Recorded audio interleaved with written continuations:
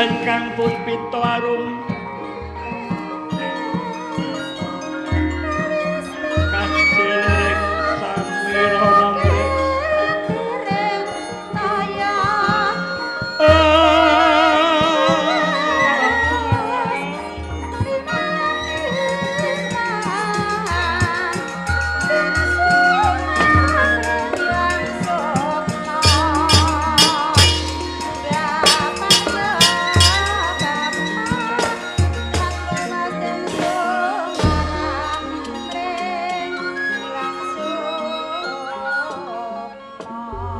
mlebet Wanawasa nlusup lampahipun mindha sawuwana nrenggel glagah pengalang-alangan ing adedik sak pangawe dhuwure mboten jirih mboten wedi kesalupuri bandil senajan to maringkut-ringkut sansaya tepih nilar kraton Ndorowati minggah nang imbir-imbir gegering gunung mboten jirih adrih keglundung ning jurang lampahipun kilometer sagayah-gayah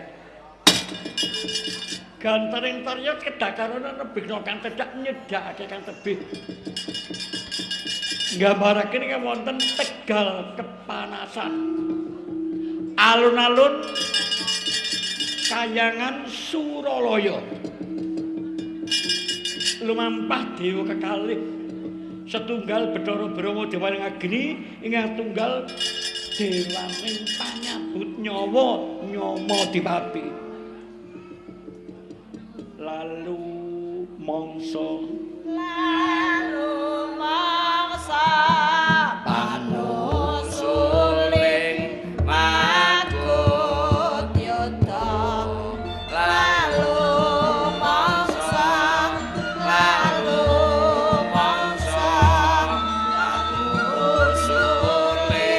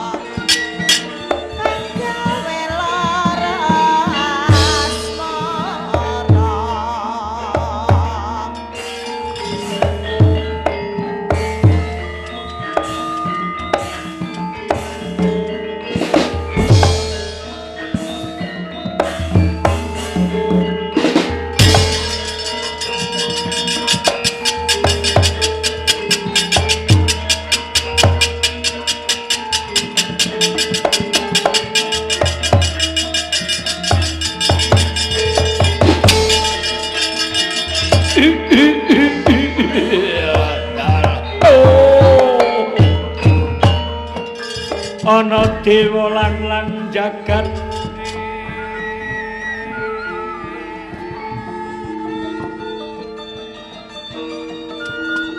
nangking bokor kentasane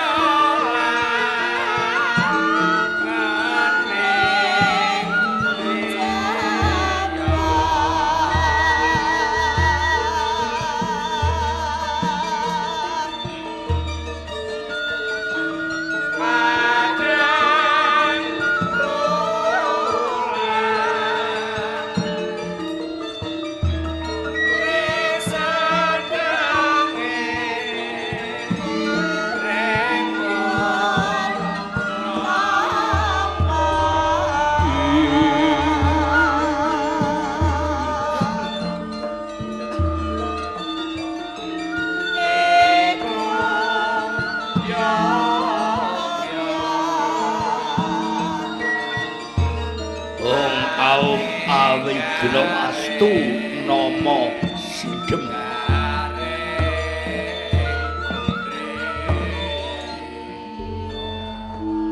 Yai Bromo Yai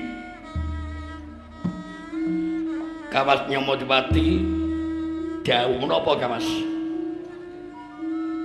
pun kakang lelumaksana setindak kendel sejangkah noleh Iki tuandang gawe kang diarani glatik ngilo. Yai Bromo wis ngerti karepipun Kakang, dereng ngertos Kakang. Pun Kakang kelayan Siadi nabi dawuh peparing pukulun Bathara Guru. Supaya mudhun ing Arcapada. Mudhun ing Arcapada diparingi jimat ampuh Cis Jalundara. Kersane Rama Pukulun Bathara Guru Cis Jalundara supaya ditamakake mring anake Bapa Semar yaiku si Petruk Kudawala. Pun Kakang ora ngerti dosa perkarane si Petruk.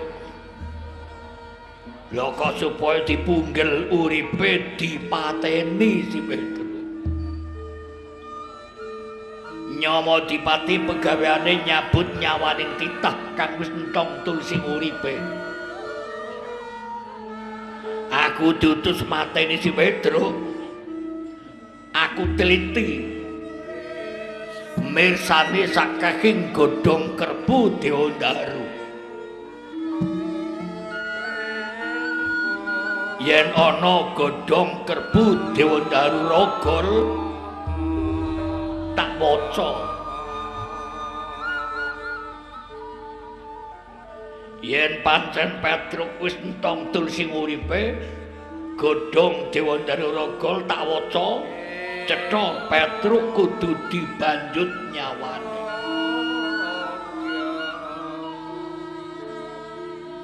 Godhong kerbu dheweke si Petruk durung rogol. Tandha Petruk durung entong tulsing uripe. Yai Bromo.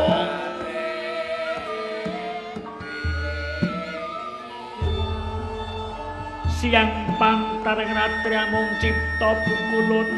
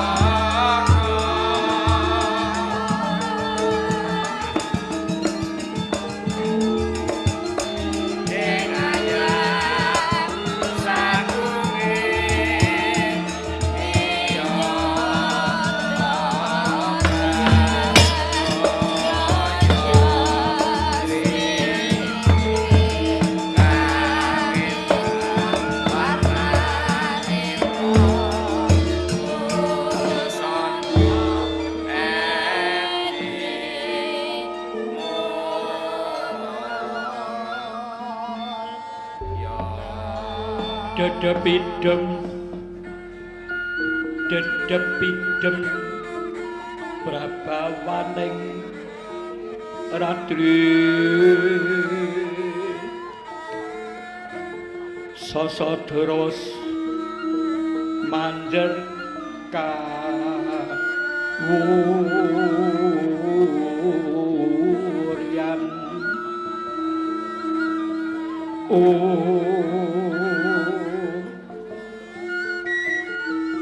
tanku jiwa memanise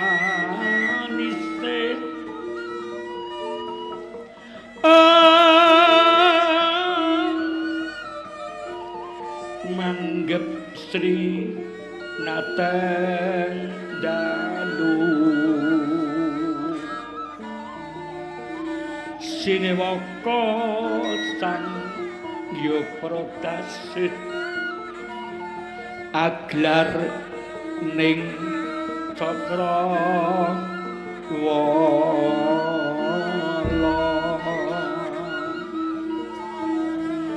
winulat angan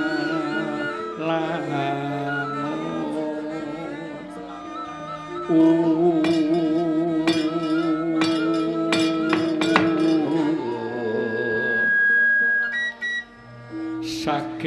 kaing tarang gono miwi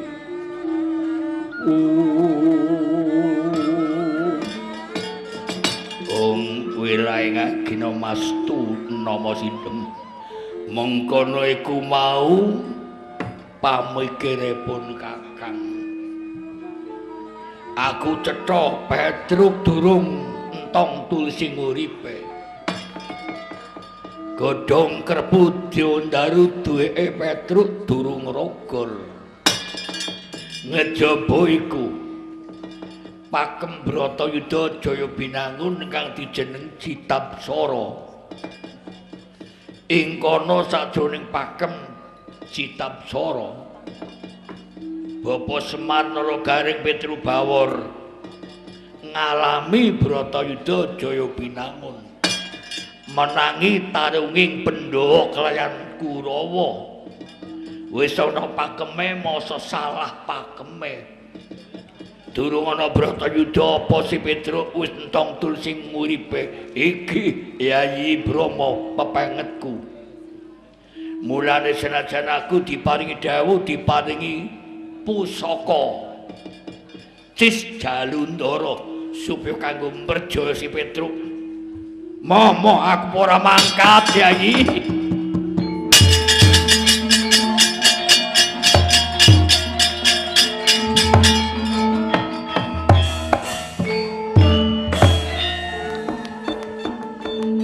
Dewa yaksa arane Yamati Pati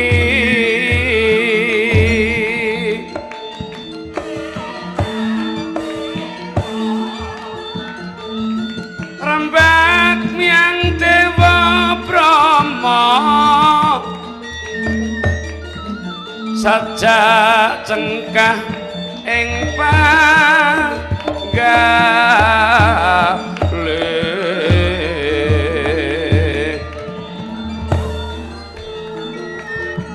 tan kathok panemu nira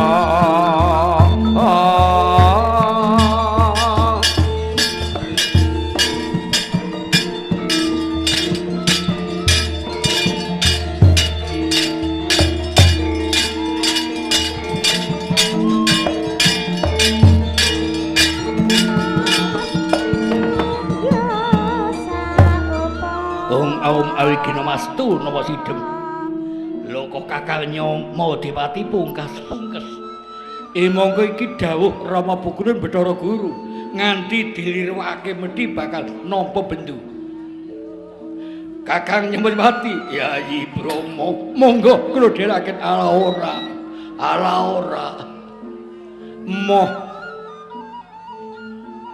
ing semu Kakang Nyama Dewati jere adri bener. Ingkang dipun adri sinten? Sing tak wedeni wedi si ora nanging rikuh. Sinten? Putumu wis anggeni. Menawi kepanggih bisa gini dipun ngetosi badhe majapun Petruk cuplak andeng-andeng wis gene ora urus arep kake arep sapa mesti dilawan kepethuk lebih sogene antasana kuring dadani alam moh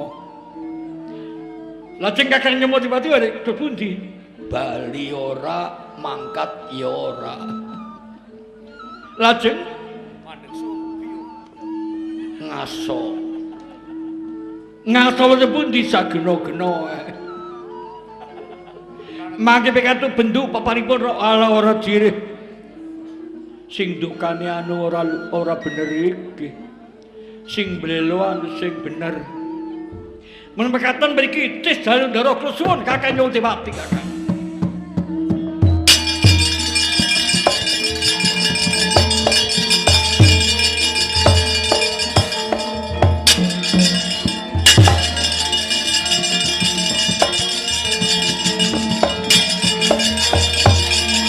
Kakang Ya wis siap dilakoni. Yai Bromo kang bakal maten si Petruk Masa Borong. Ana dosa perkarane kul sangga piyambak. Aku gelem ngamata-mati saka kadohan. Ning aku mbawang kothong. Tegese pripun? Kaya cajonjang dikenani moh ngenani ora. Lengkap lengkip cukup Yai Bromo kang tanggung. Ampun kuatos Kakang Semenpati.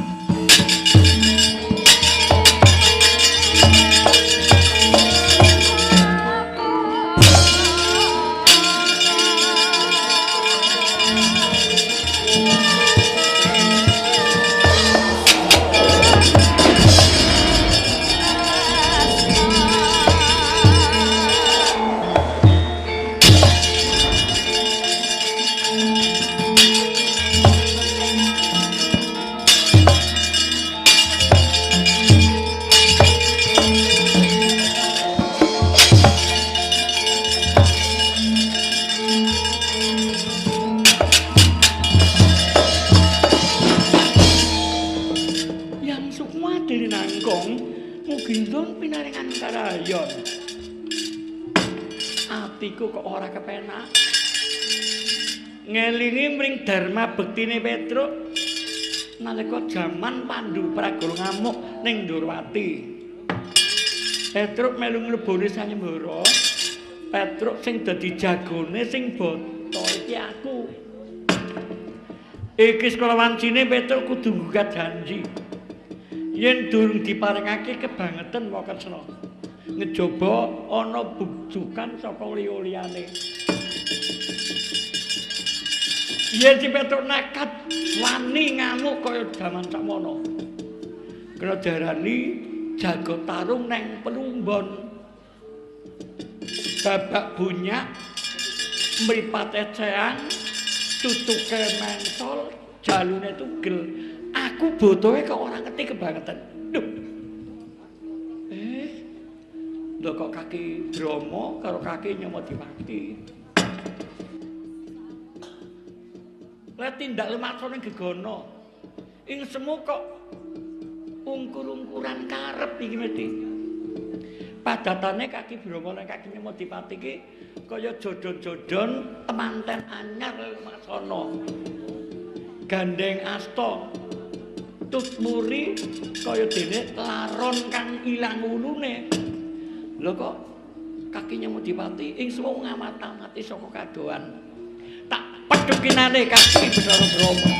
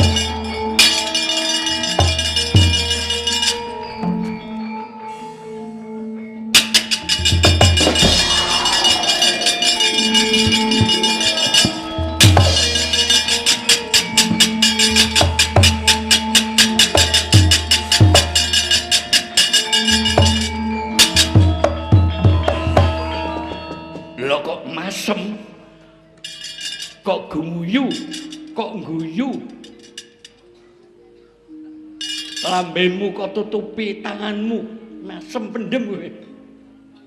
Apa sing dadi guyon tumrap kowe? Lah mengko dhisik. Lawas ora ketemu. Padatane kaki Bromo karo aku ki yen lawas ora ketemu, cuk ketemu terus ngrangkul. Kala-kala kaki Bromo netesno luh margane eman karo putu. Lah iki kok ora kaya padatan. Kepethuk malah limpang dalan, tak pethuk nyimpang dalan. Apa Kaki Brama pangling karo aku? Apa pangling karo aku? Saiki ora pangling mau. Pangling mau kaya syukur. Sancane pangling uga dadi sandhanganing manusa ora mung titengah Capada Dewa nyandang pangling, nyandang lali. Ya engko dhisik. Kaki meksa aku nyuwun dingendikani. Aku ndak takon karo Kaki Brama, ning pitakonku kudu diwangsuli. Awit wajibe wong ditakoni kudu mangsuli. Ning wangsulane aja goroh. Yen Kaki Brama kok kumbi goroh, dewane padha goroh mengko titengah Capada sansaya leng ngumpukake goroh. Dadi piye? Aku nyuwun diwangsuli pitakonanku. Takon apa? Kaki Brama atindak ngendi? Ora tau-tau kok ngasta jimat Sis Jalundara. Iki jimat kayangan.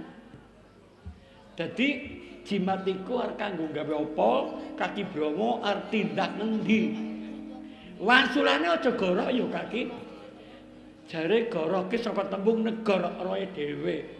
Wong yen sregep goroh, yen ngomong gandet-gandet raine pucet.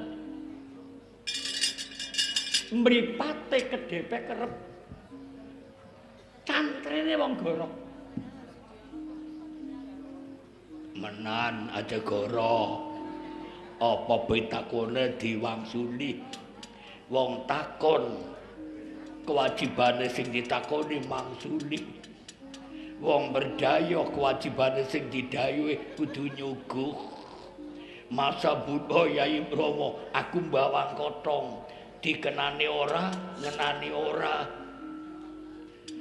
Cukup panitiane Yai Brama wangsuli putumu. Aja goroh. Aku nyung diwangsuli Kaki Brama tindak ngendi? Ngatotis Sis Jalundara kanggo ngapa?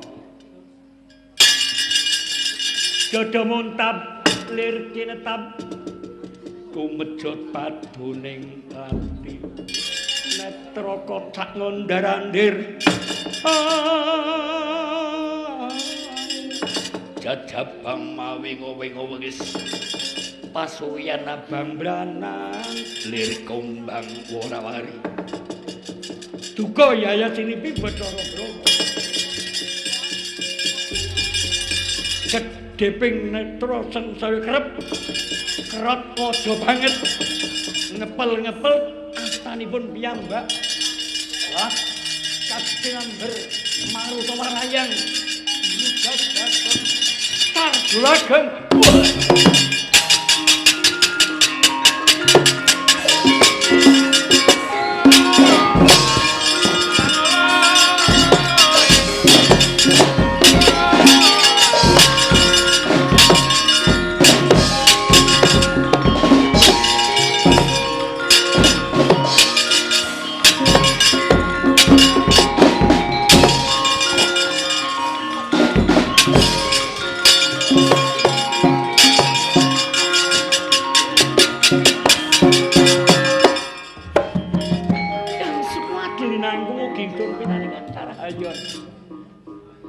wong luput kuwi kaya ngono.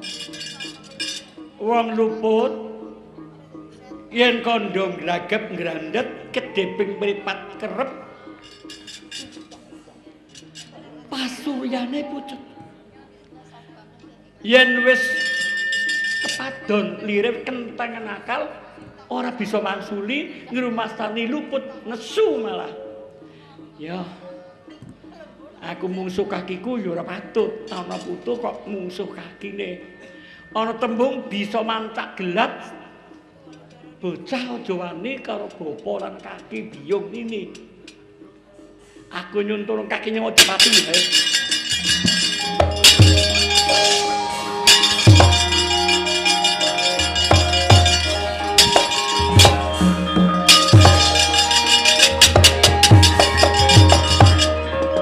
kumbawang kodhong ajene pelupe ora. Sapa cedhek kebo gupak mesti bakal kecapretan. Iya ning aja lepat-lepat ora. Apa karepmu kula iso nipu tuku? Kakine Medipati sak benere lho, sak benere. Senajan to aku ngerti ning ngerti ramyang-ramyang. Kaya ngertine wong ngimpi. Aku nyuwun sing sak benere. Kaki Bromo ate ndang ndi karo kowe? Ya temenan. Tembung sing mentereng aku ya kesudut.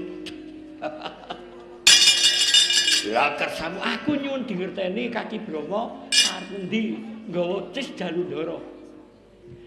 Ning aja ngomong aku sing wadul. Ya yen perlu, ya aja mung yen perlu. Yen perlu ora aja kandha.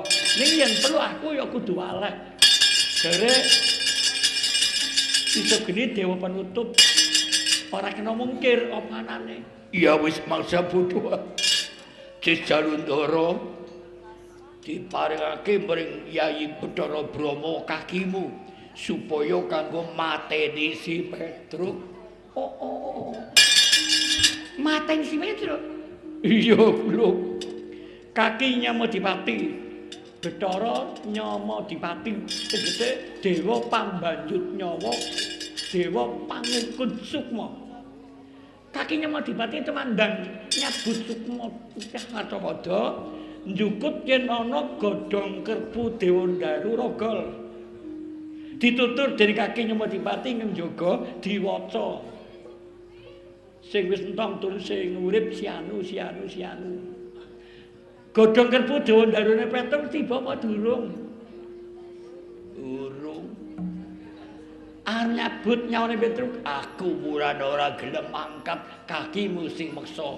Oh, kaya dadi yen aku mungsuh Kaki Bathara Brahma, kowe bener. Ning aku ora niat mungsuh kakiku, mundhak kualat. Aku nyuwun tulung karo Kaki Brahma. Pegawanku. Mungsuhen kakiku. Hah? Aku nyuwun tulung Kaki Nyamodipati mungsuh Kaki Bathara Brahma. Lah. Apa kudi kon tarung karo karae? Apa kon jotosan nunggal RT ora patut nutupi sing bener buka sing ora bener dari kakiku Bathara Brahma sing bener aku nyuwun tulung yen Kaki Nyamodipati ora gelem tetulung marang aku tegese ngiloni kakiku sing luput sapa cedak kebugupak kecepretan. Kaki Nyamodipati ora gelem nanding kakiku tandha melu luput. Ya wis. Dadi mungsuhan Kaki Brahma. Kaki Brahma dadi macan. Ya wis. Aku diwalik dadekno macan sing luwih gedhe. Oh, singa. Mengko menang laku perang cokotan karo badire dhewek legi banget iki. Aja sing luwih gedhe. Supaya nyuduk rasane Kaki Brahma malah tak dadakake cengkir wae. Putra Segawon iya. Lah pengen anak kirik musuh matek manut wae. Durung kalah kono wis gelo banget. Lah macan kok ditukit kirik. Iya wis aku didadekne nang cengkir iki.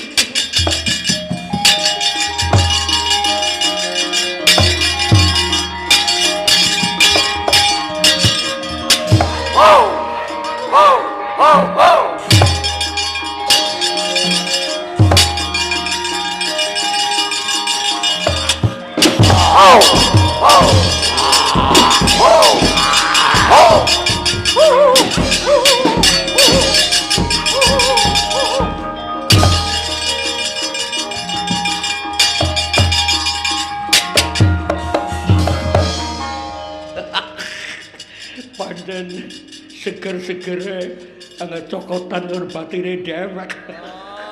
Wah. Nyelek kotak Nyolowadi. Arep nandingi aku mbok yo. Kakang Nyamodipati didake singa kang luwih gedhe. Lho kok malah cengkir bangeten banget. Kamat Nyumodipati, Yai Bromo. Lho kok purun belo Wisogeni ngantelno ati. Napa Kamat Nyumodipati pun padul kali Wisogeni? Ingkang kepriye? Kula badhe mejasi Pitruk. Aku ora wadul ning ngomong. 10 tinimbang aku diarani nutupi wong salah, masa bodoh wae.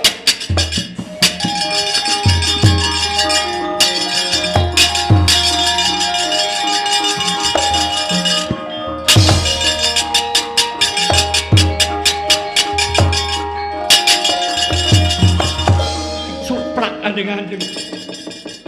Putuku bisa gini nyangkal aku malangi tindak.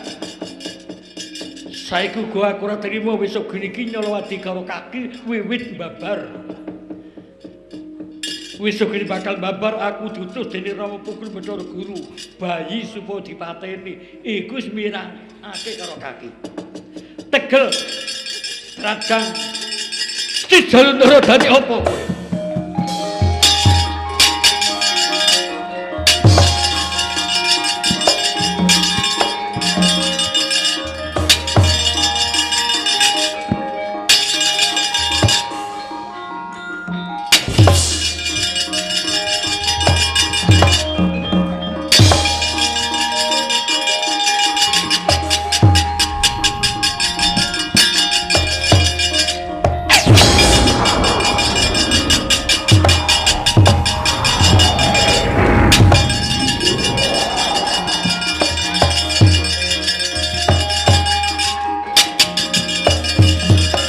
Jodo montat lir kintap kumejot padoning lati net-net roko cak ngundarandir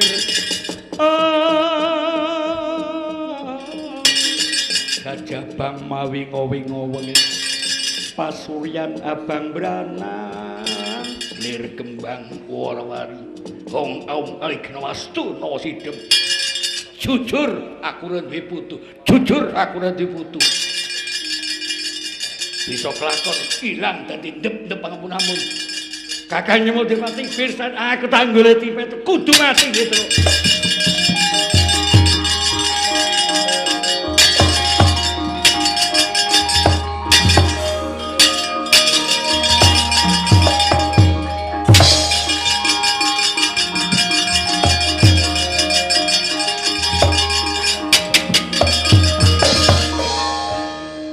Mawur kang katiupe ngangin Puspita Yarsuma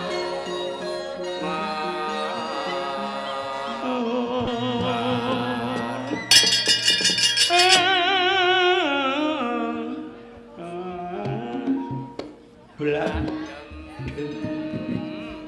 ijo-ijo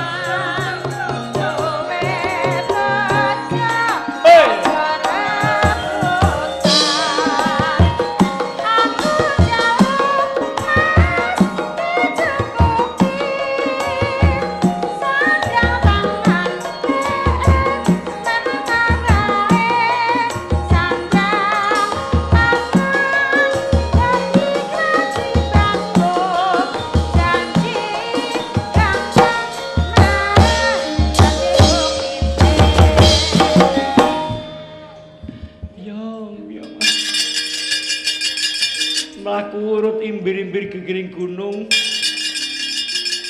nylinguk ngiwa kerik nylinguk nengen jirih wedi keglundung mlebu jurang bubaran aku mati Kresnawati diarang wong liya lah priwe lah mongko ketekadanku Dik anggir mengko skala wantane dadi bojoku Aku ora melu mertua.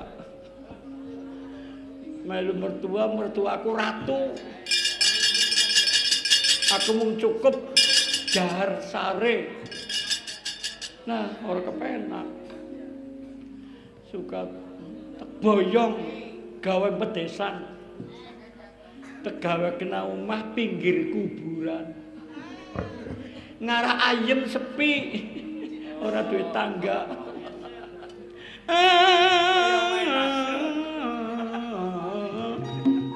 Blak den tanpa ya ruwa pakanane apa ya ruwa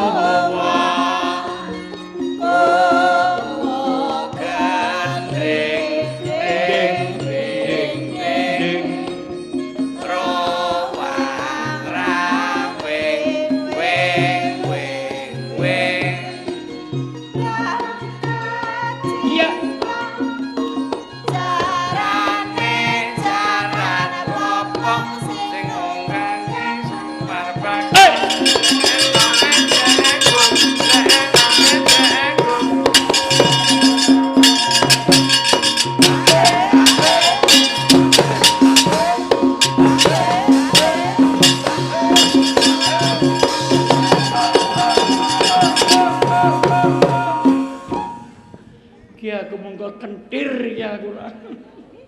Pancen nuju-nuju. Wong ayu nuju-nuju, gemblungi nuju-nuju. Priwe lah.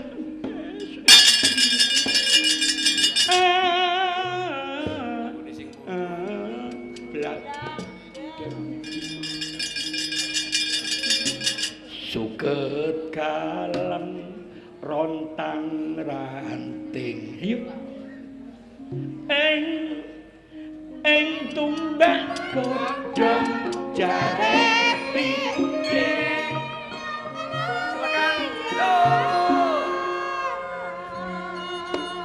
benjang tembe yen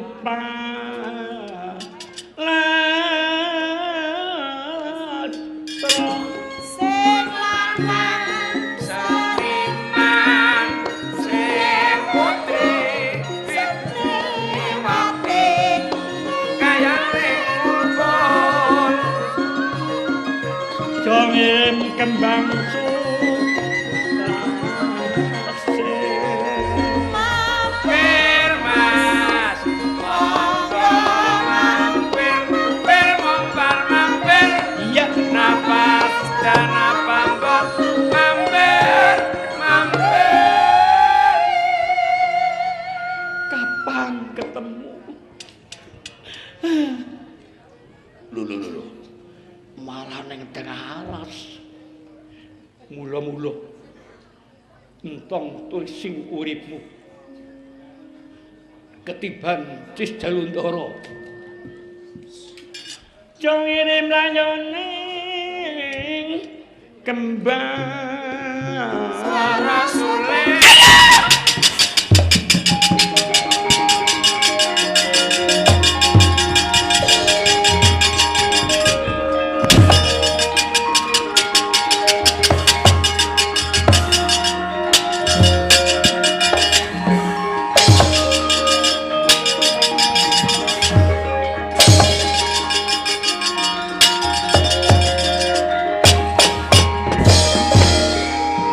Goro-goro ruboro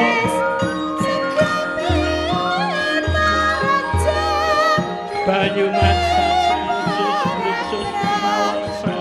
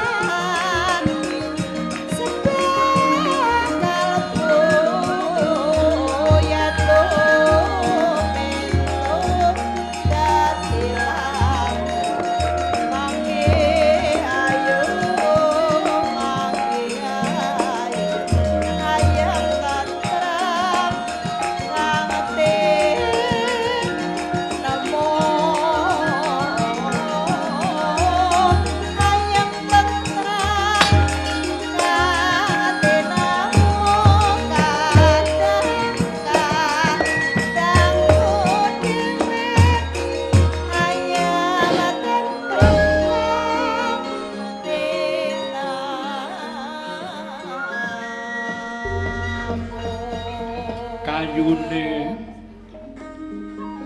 Purwa Jati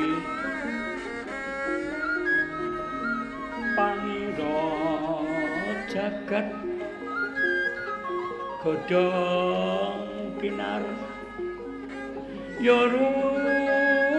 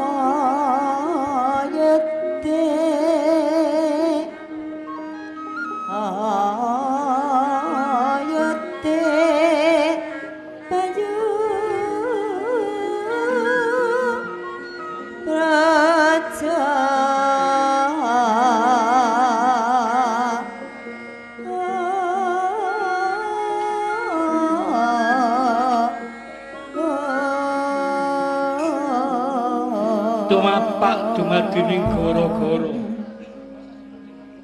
tumapaking gara-gara temang rusak jagat ingkang badhe wonten gara-gara jagating ringgit sanes jagating manusa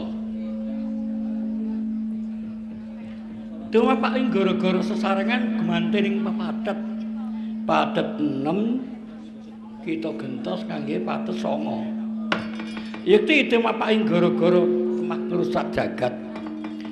Candraning jagat ingkang badhatan gara-gara. Katarya sak suruting arka gumanting ratri sadroning ratri dereng wonten ingkang cinarios. Amung sang Sita Semeng mijil saking imbangi Cakrawala asum prababani jagat.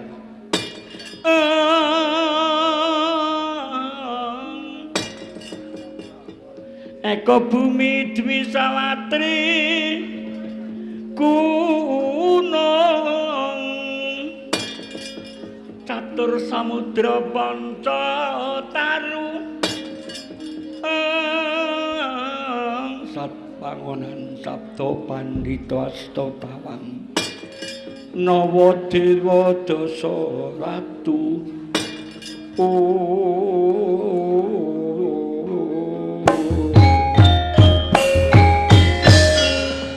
Jombang tarate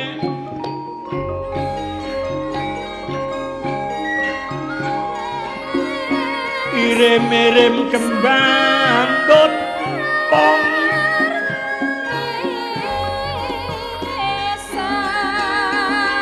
kembang bopong sari ulat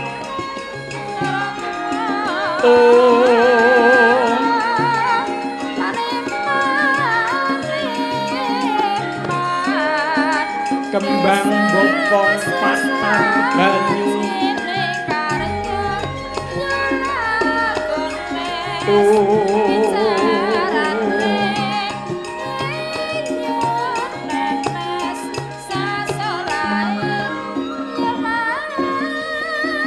sekar gadung sekaring talang